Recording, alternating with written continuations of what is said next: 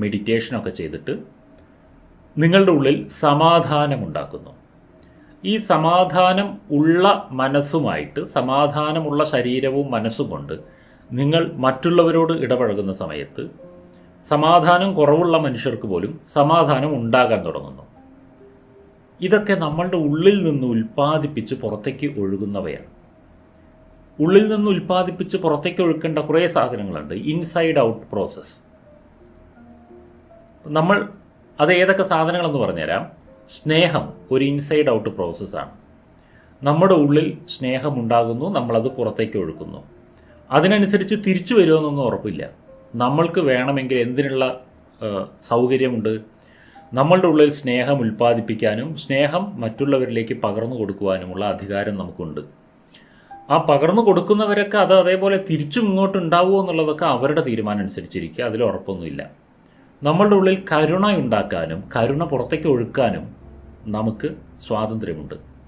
നമ്മുടെ ഉള്ളിൽ സമാധാനം ഉണ്ടാക്കാനും സമാധാനം പുറത്തേക്ക് ഒഴുക്കാനും നമുക്ക് സ്വാതന്ത്ര്യമുണ്ട്.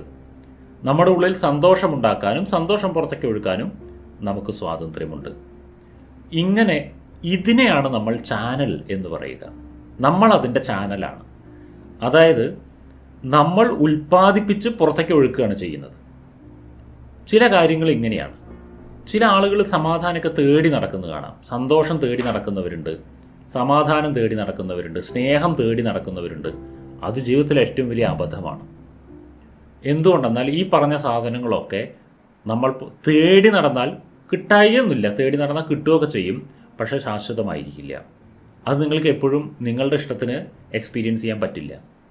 നിങ്ങൾക്ക് ഈ ലോകത്തുനിന്ന് എവിടെ നിന്നും സ്നേഹം കിട്ടുന്നില്ലെങ്കിൽ നിങ്ങളുടെ കയ്യിലുള്ള ഒറ്റ വഴി നിങ്ങൾ സ്നേഹം ഉൽപ്പാദിപ്പിക്കുക എന്നുള്ളതാണ്. ഇങ്ങനെ ഒന്ന് ചിന്തിച്ച് നോക്കിയേ. നിങ്ങൾക്ക് ഒരു ദിവസം പാൽപ്പായസം കഴിക്കാൻ താല്പര്യമുണ്ടായി. നിങ്ങൾ തിരഞ്ഞു നോക്കുമ്പോൾ എവിടെയും പാൽപ്പായസം കിട്ടാനില്ല. എവിടെ നിന്നും പാൽപ്പായസം കിട്ടാനില്ലെങ്കിൽ നിങ്ങളുടെ കയ്യിലൊരു ഓപ്ഷൻ ഉണ്ട്. പാൽപ്പായസം ഉണ്ടാക്കുക. ഇതേപോലെയാണത്. നിങ്ങൾക്കൊരു സാധനം എവിടെ നിന്നും കിട്ടാനില്ല എന്ന് മനസ്സിലായി കഴിഞ്ഞാൽ പിന്നെ അടുത്ത ചിന്ത പോകേണ്ടത് കിട്ടാനില്ലാത്ത സാധനം ഉണ്ടാക്കുക എന്നുള്ളതാണ്. ഇതുപോലെയാണ് സ്നേഹം കിട്ടാനില്ലേ, സ്നേഹത്തിൻ്റെ ഉൽപ്പാദകരായി മാറുക. സമാധാനം കിട്ടാനില്ലേ, സമാധാനത്തിൻ്റെ ഉൽപ്പാദകരായി മാറുക. സന്തോഷം കിട്ടാനില്ലേ, സന്തോഷത്തിൻ്റെ ഉൽപ്പാദകരായി മാറുക. ഇതിൻ്റെ ഉൽപ്പാദകരായി മാറാൻ നമുക്ക് ആരുടെ അനുവാദമൊന്നും ആവശ്യമില്ല. നമ്മൾ വിചാരിച്ചാൽ അത് നമുക്ക് ഉണ്ടാക്കാൻ പറ്റും. അത് നമ്മുടെ ഉള്ളിലെ ചിന്താഗതികൾ കൊണ്ട് സംഭവിക്കുന്നതാണ്.